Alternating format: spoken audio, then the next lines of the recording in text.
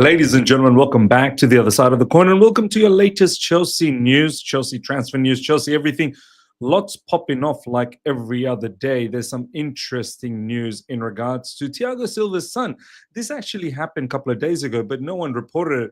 I wanted to, but for one reason or another, kept on forgetting to report this. And I thought, now today we must talk a little bit about this. Isago Silva, I believe his name is. So we're going to talk about that. We're also going to talk about Eze, ladies and gentlemen. What's happening with Eze? We've contacted his agents in recent times. So what is happening in that situation? Is it going to happen or not? We'll talk about Eze. We've got little bits and bobs in in regards to Garnacho, in regards to Nicholas Jackson and Desasi, and few other bits and bobs floating around. Now, before we kick things off from the Thiago Silva's son situation, we're going to kick things off in regards to Eberiche Eze, ladies and gentlemen. Check this out. This is the latest coming from Simon Phillips, who's written about this particular news not that long ago. Now there's some details that's coming out from it. This is what is happening. Just in from Simon Phillips. Chelsea have spoken to Eze's agents, but he wants a big salary, which surprised him. Do you know what?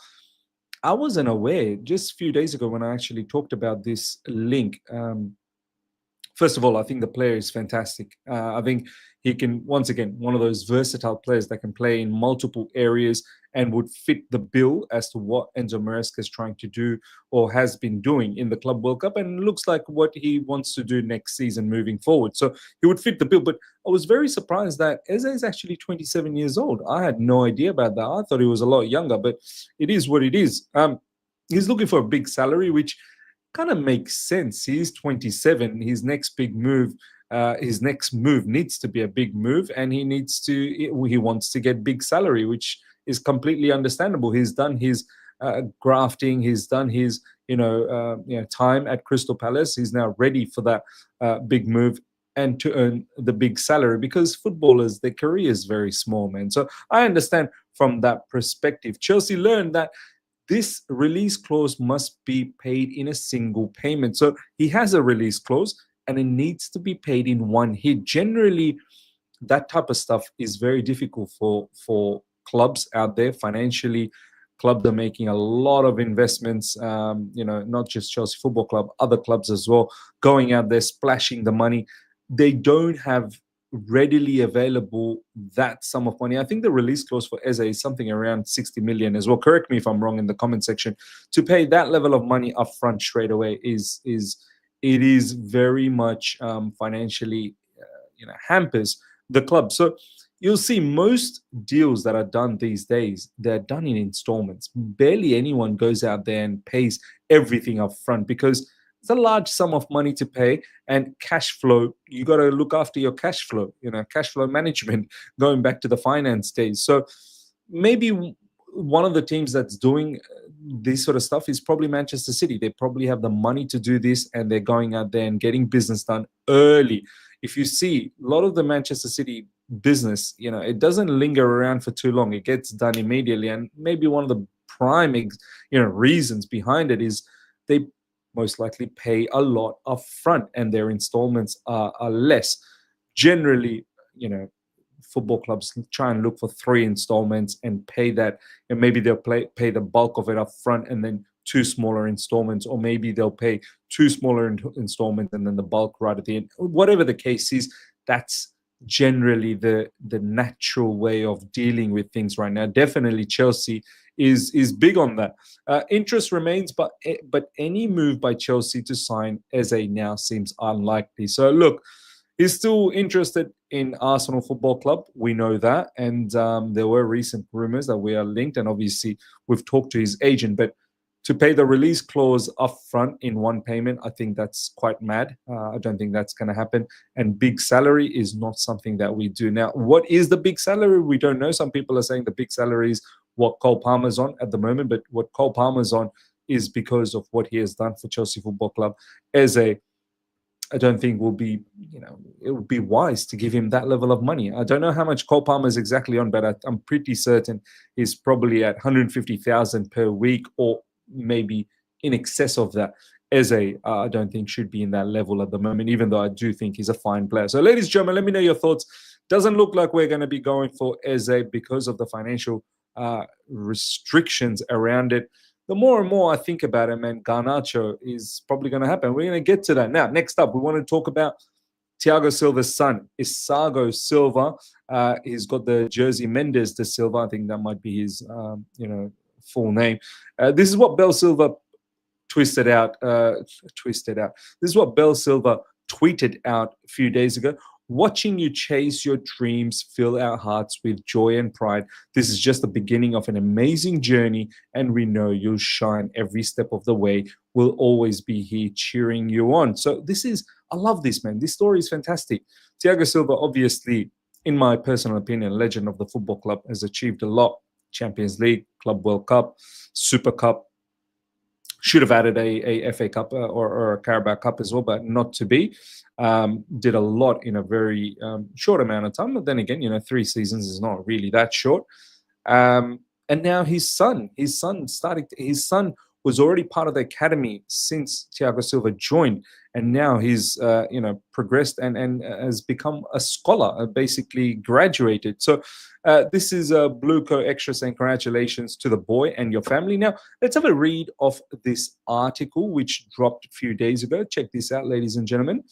Thiago Silva's son included in Chelsea's list of 2025-26 scholars as youngster looks to emulate legendary Brazilian defender. Chelsea have unveiled their latest group of first-year scholars for the 2025-2026 campaign, and among the standout names are Reggie Walsh. We've already seen Reggie Walsh in the Conference League last season, and Isago Silva, the son of veteran defender Thiago Silva. In total, 16 academy players have committed to the next stage of their football development at the West London outfit, reaffirming the club's ongoing commitment to nurturing young talents. Fantastic. So looks like Isago Silva, ladies and gentlemen, will get an opportunity to be in that 2025-26 first team squad. In and around them, they've got the scholarship. They're not going to be part of the squad, but at least they get to train with them every now and then, and perhaps, who knows, might even get an opportunity. I love this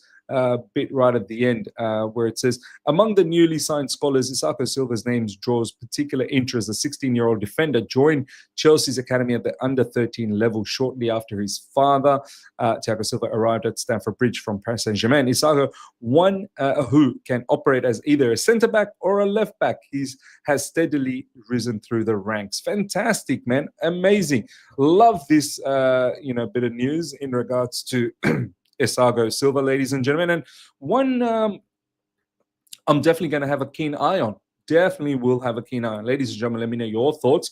I hope he turns out to be a monster. I really do. Can you imagine that Thiago Silva blood running straight through him? Brilliant. If he can turn out to be half of what his father has turned out to be as a defender, I think we'll have ourselves a special player down the track. Some might even look at this and go, maybe pure profit. Maybe pure profit. We'll see. Either way, I think this is fantastic news. And, I'm very keen to see his progress at Chelsea Football Club. Now, next up, ladies and gentlemen, now in regards to Nicholas Jackson. Manchester United have held talks with Nicholas Jackson's representative, Ali Barat, over a potential move. Worth noting, Chelsea have interest in Ganacho. Ali Barat, as we said in yesterday's video, Madueke's agent is Ali Barat. Xavi Simons' agent is Ali Barat. Ali Barat has got very good connections and links with Chelsea, and Nicholas Jackson is another one of his clients. And it seems like, he's been talking to Man United. Man United are keen. I think this is a certainty now. Man United are very keen on Nicholas Jackson, but the problem is, equally, it seems like Chelsea are interested in Garnacho as well. Chelsea are still showing an appreciation for Alejandra Ganacho, Fabrizio Romano. Look, ladies and gentlemen, Malik Fofana seems to be in the list for Bayern Munich. We've just saw the news in regards to Eze. Looks like that's probably not going to happen. Many other players that we are linked with, looks like more or less might not happen. Morgan Rogers being one of them. Garnacho's name is one that's just not going away. Now, a lot of large parts now, slowly, well, at least I'd say 50% of Chelsea football, fan base is now entertaining this thought. They are coming around and saying, bring Garnacho to Chelsea. I'm pretty sure we're going to see quite a lot of comments in this video saying, yeah, no, Miz, stop hating on him. Bring. I don't know why we're changing our tune all of a sudden. Look, I don't think the player's that excellent, and the player's attitude is massively questionable, on top of his, his family outside as well. His brother specifically is a huge problem. Now, the only thing I will say, the only thing I feel like might go for Garnacho is the fact that we have Enzo Fernandez, and we've seen Enzo Fernandez being a leader at Chelsea Football Club and growing into a very good leader, and he's got a lot of weight in the Chelsea in Chelsea Football Club right now. Obviously, Argentinian compatriots. That is the only positive that I see, that Enzo Fernandez might get this guy to concentrate and might get this guy to stay in the lane and do well. Now, how much will be the fee? Someone like Garnacho down the track could potentially be worth quite a bit of money. Who knows? If we can get Garnacho for about 35 million, Chelsea might entertain this. I really do think they might entertain this. The player wants to stay in the Premier League. We've been heavily linked with him. I just don't know, man. Like, Man United fans are so adamant in getting him out, and I see it. Why? Because there's been so much nonsense. Most recent one, him wearing a Rashford jersey, Aston Villa Rashford jersey. He knows how to provoke. He really does. I mean, look, sure, I don't mind that shithousery vibe about him. There's a lot of players that we've appreciated that type of attribute, but this is one player. I just don't want. I feel like something good is happening at Chelsea Football Club. I just don't want this guy to come in and rattle the whole situation where, players are not fond of him. But as I said, Enzo Fernandez is the only one that I feel like can maybe sit down with him and make him understand. Besides that, honestly, I don't think he's a supremely talented footballer. I think he's got some talent, but he's not supremely talented. And I don't really think his attitude is good enough to be a Chelsea level player. We've got Gittins now. I don't know why there is a need to get someone like Garnacho. I think someone in the ilk of who's able to play in the front three. I don't think Garnacho can play in all the areas of the front three. I don't think he can play as an inside forward. He's a winger. He's an out-and-out winger. Whether he's on the left side, whether on the right side, he's an out-and-out winger, most preferably on the left side. But ladies and gentlemen, I think this is who we might end up with. That's the worry. Some of you guys might not be worried about it. Me, personally, I am definitely worried about it. Next up, ladies and gentlemen, Saudi club Neom are interested in Axel Diagne. Negotiations are taking place between the clubs and not with the players. This is coming from L'Equipe. Literally a couple of hours later, Saudi club Neom have ended their interest in Axel Diagne. This is coming from Ben Jacobs. I mean, how quickly did that rumor ended up being diminished? That's incredible. Diagne, look, need to move on. My man, find a club quick, pronto. You need to move on. Villarreal was interested not that long ago. Aston Villa looks like I'm not going to pursue a permanent transfer for Diagne. He was on loan from January earlier this year, but that's not going to go through. And now we're stuck, and he doesn't have a future at Chelsea Football Club.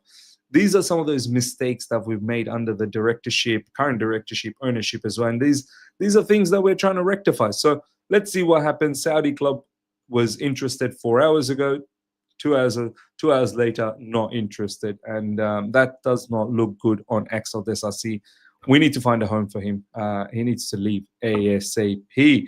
Last but not least, ladies and gentlemen, check this out. At a FIFA dinner on the eve of the Club World Cup final, the Chelsea delegation noted how preoccupied the representatives of PSG were with how and where they would collect the trophy. Chelsea's people informed Enzo Maresca of this, and he passed it on to the players. I mean, PSG, they must have just disregarded us. And this is why the win against them in the final, in the manner that we did, absolutely bamboozled them. I mean, they must have felt like the arrogance in them to think that they were going to go and just romp and just bulldoze all over us. I'm so happy the way we've handled things in that final. I'm so happy how locked in the players were and the manager and everyone involved. And PSG got that humble humbling that they deserve. So I love it. I love it. It'll teach them not to be that arrogant next time. Already talking about where they're going to collect the trophy, this, that, the other, and the match hasn't even started.